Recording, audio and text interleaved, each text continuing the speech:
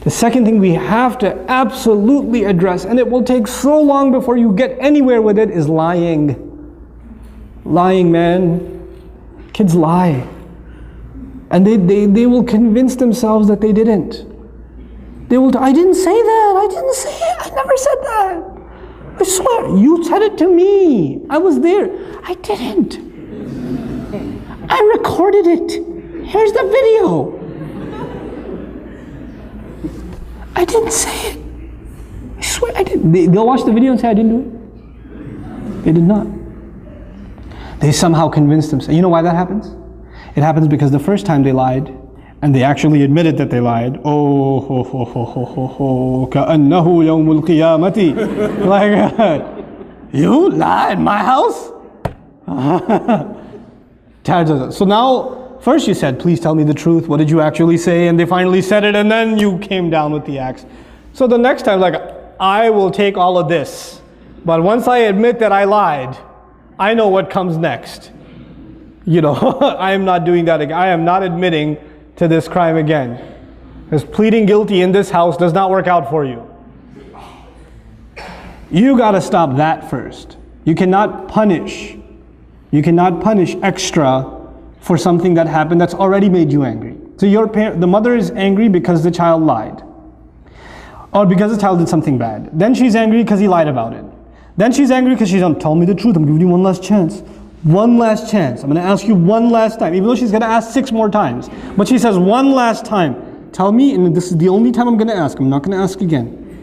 Did you do it? No. Okay, I'm going to ask one last time. Before I tell your father. One more time.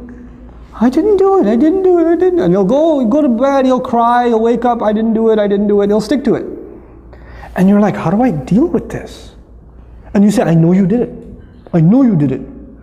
You're making me even more angry. And you get angry, and he gets more defensive. And you get angry, and he gets more defensive. And at the end of the day, you start pulling out your hair, and you're like, I don't know what to, and the husband comes home, I don't know what to do with this one. He lied. And you're like, you lied? No, no, it starts over again. How do we have to deal with this? We have to take those situations, and sometimes you just believe them, even though you know they're lying. I believe you because I trust you. You wouldn't lie to me. You promised last time you wouldn't lie, so I trust you. And the other kid's like, but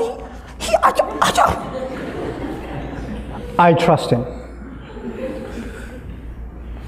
You're fine. You're not in trouble. And let him get away with a lie 3 or 4 times. Guess what's going to happen? Children are not inherently evil. Children are inherently good. Their nature is goodness. So when they do something bad, and you don't punish them for it, then they have an opportunity to ask their conscience. If you punish them for it, their conscience was not bothered, because they already got punished for it. When they get punished for it, they don't feel bad, because they did something bad and they paid for it. It's done. There's no conscience. But if you don't punish them once in a while, I said pick your battles. You don't have to get them for every time. Pick your battles and say, okay, I trust you. You didn't do it. I know she must have got it wrong. She must not have remembered properly. When you slapped her, she must have been sleeping and imagining it. The mark on her face, I don't know, is red coloring. I don't know what it is. Doesn't even look like your hand. Looks more like a foot. You know, so it's okay. You're not in trouble. You know what that does over time? Mama, I want to tell you something. I did do it. And then you come and you console and you say, it's okay. It's okay. I still trust you. I still trust you. And what you've done is you've taken the child away from being defensive. You know? But it takes a little bit of long-term thinking to be able to do that. You won't be able to do that the first time. Like first, it's very hard to forgive those kinds of things, right? Especially if they hurt another child.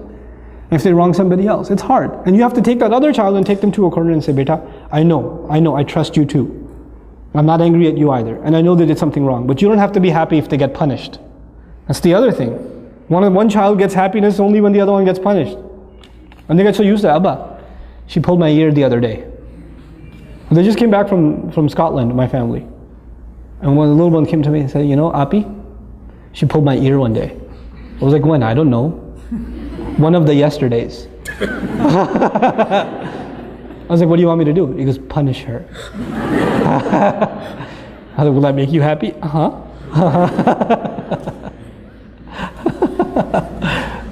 Sometimes kids do that. They get a kick out of the other one getting punished.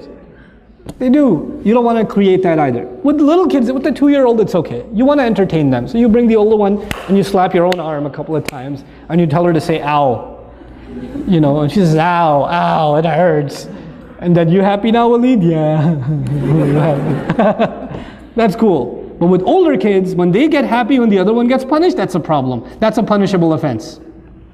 That itself is a punishable offense. Why are you happy? What do you get out of that? You know? That's something we have to address with our children. So there are 2 things so far. Tantrums, lying. Lying. And lying, it's a long-term process. You don't get lying out of somebody's system right away. Especially because they don't even see it as lying anymore. They just see it as saving themselves.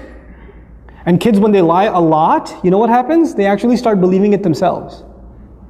They become better than any actor you have ever seen. They take on the role, boy. They will own it. And so you become extremely dumbfounded. Where do you even begin? Well, begin by not tackling it. Begin by disarming, taking the fear away. That's the second thing, right?